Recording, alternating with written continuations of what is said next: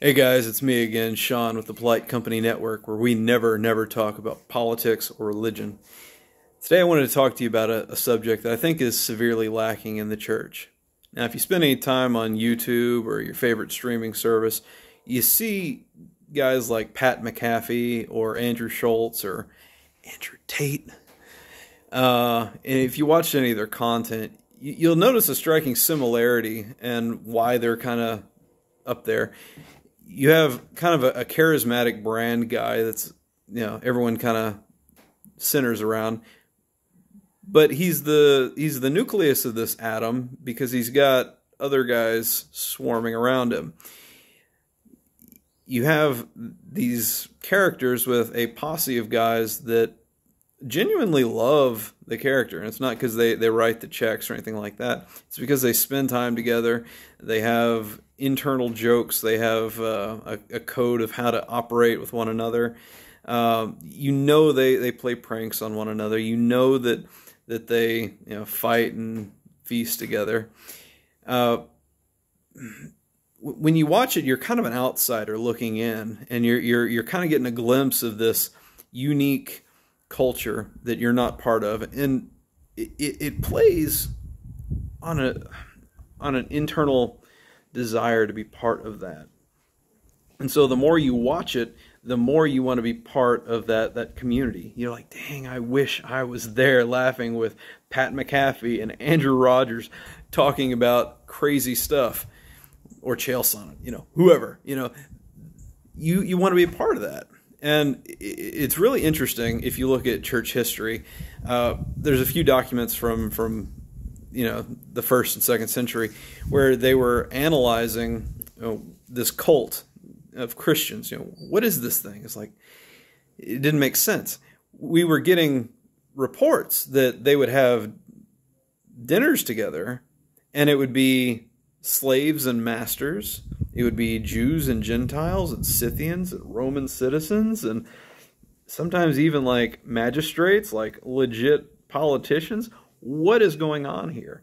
And they would all sit at the same table. They would all be equal, and they would all be equal under Christ.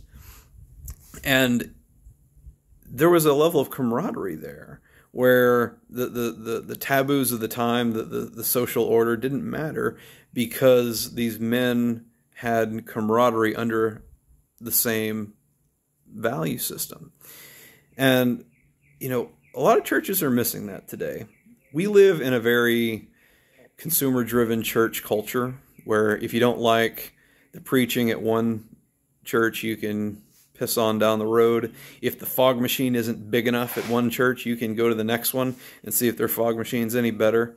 A lot of people wish we were back in those times where you only had like one church per town, and you were kind of forced to interact with the people of your town, and you had to get along with them, and you had to figure out ways to work with them. And might be something to that. But the point of this video is that churches today are missing a lot of camaraderie among men. Now, a lot of churches try to foment relationships with men, with men's ministry. Let's go out hunting. Let's go out doing whatever. And it's nice, and I'm glad that they're trying something, but I think they're really missing the mark, because they're really trying to substitute hobbies and force relationships based upon hobbies. You see, the Church of England actually tried this after World War II, where they would promote fellowship through social clubs, and then within like 5 to 10 years, no one would go to church anymore because they were doing the Yorkshire Bowling League instead of going to church for the focus of their relationships. Anyway, what I would recommend, and what my church that I hope to plant would foster, is a situation where the men are unified in values and in mission, where they are all working together for a common goal. Now, in the first century, you saw these goals pretty obvious.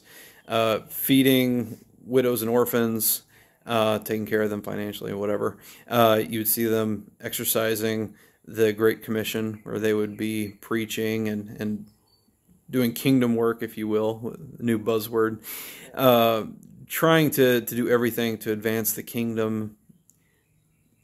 If that's going to the agora and representing the church, or whatever that looked like.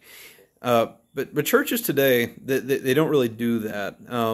You can't even get people to value the same things. I remember I was going to a church recently, and I was fairly integrated into it, and I got news that Roe v. Wade was being struck down, and so, hey guys, this is happening. What a great day.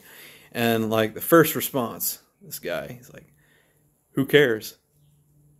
What's that got to do with us? It's like,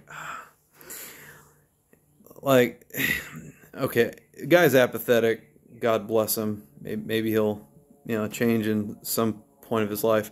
But the point was, like, for value's sake, we don't all value the same stuff. And that's because we're not raised together. We don't have the same value system. We don't have the same households. In previous generations, churches, you're regional. Sometimes you're all distant cousins. And so your values and your goals are all the same. Now we live in such a pluralistic society where you can have the murder of 100 million people, and some people will be like, well, that's not that big of an issue, even though those 100 million are your fellow countrymen. So my point is, with a good church, you want the men, specifically the men, to be united in thought, because you see that in Acts. You see that when the churches are united in goal and mission, that they succeed, and that there's unity and there's happiness going on there. And as I think back to my time working at a Bible study with some veterans near America's largest military base, you'd have veterans that were in that area, and they spent their formative years between 17, 18 to 20, sometimes 30 years old, being in a unit, having comrades, having friends that would literally take a bullet for them. And then as they retire, friends move, back home, back to Ohio. They get PCS'd to another permanent change station, to another part of the country. Or, hey, I got to be next to this VA because of whatever. And so you have that camaraderie, and then it just splits and splinters into nothing. And I think that's where Project 22 is having the biggest issue. You had men who are social creatures being thrust into a society of 300 million people, 330 million, I think, at this point. And they're isolated, and they don't have the camaraderie that they've had for years, and now they don't know how to integrate into society. And to be honest, there's really no integration to be had. You're not going to get along with Karens who don't really understand what you've gone through. And if you say the wrong things, you get fired for being someone who learned how to be an adult in an environment that is radically different than civilian life. And so a lot of military guys just can't deal with it. They can't deal with the lack of camaraderie. They can't deal with a society that is isolating. And let's not kid ourselves. Our society is intentionally isolating. I say that sitting alone, on my phone right now. We're not working the fields with one another, with our buddies, next to us. That's not how we work. We work in cubicles. We work in small areas to keep us isolated. And so a soldier will have a demon on his shoulder whispering into his ear, hey, your life's over. That's what happens. And so I think in a real sense, the churches are already at a disadvantage because they're already at that point where folks are isolated even when they come in, and they're not really good at providing a good vision. And I think that that's really the case. What is expected to a church member when they come in? You're expected to maybe attend with us. You're expected to go to a Sunday school lesson. You're expected to not cause a fuss. Like, what are you expected to do? What are your expectations for a Christian life? Churches don't give you that. They don't want to impose that on you. And yet you see certain clinical psychologists, pardon me, say stuff like, men really need weight to be put on their shoulders for them to flourish. What weight do churches put on men's shoulders? Like the average laity, what do they get to do? They're told, okay, raise your kids and be very feminized. Some churches might be super regressive and tell them to be, good head of household. But, you don't see that weight of responsibility put on them. But if perhaps you had a church that was telling men that you had to build something, or you had to go and actually preach, or you had to go and actually canvass neighborhoods and talk to people, and you had to do it as a team with other men, who knows?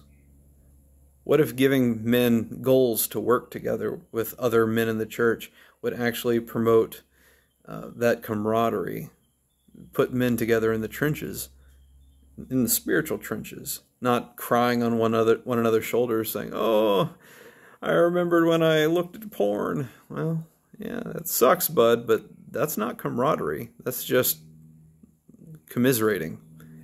So that's all I got for today. Here's what to sum it up, here's what I want to say. Churches need to be better at making men come together. They need to think outside the box. I think that if a church is acting in attempt to fulfill the Great Commission, they will absolutely have organic growth, or at least organic relationships built with men. Otherwise, men are going to continue to be isolated. They're going to live in their religious cubicle, and they're not going to be pushed to do anything. And then you wonder, well, why aren't the men of this church actually, spending time together? It's like, you haven't given us any reason to spend time together. What, you want us to watch the Super Bowl together? I'll watch the NFL. What, you want us to shoot guns together? Well, Ted doesn't shoot guns. I do. And so why would you try to force and pigeonhole these relationships into hobbies when we have so much work to do? The harvest is plentiful, but the workers are few and the field is white. So put men on a collision course to do the harvesting, and I think you'll have a really good relationship with other men in your church. Have a good one.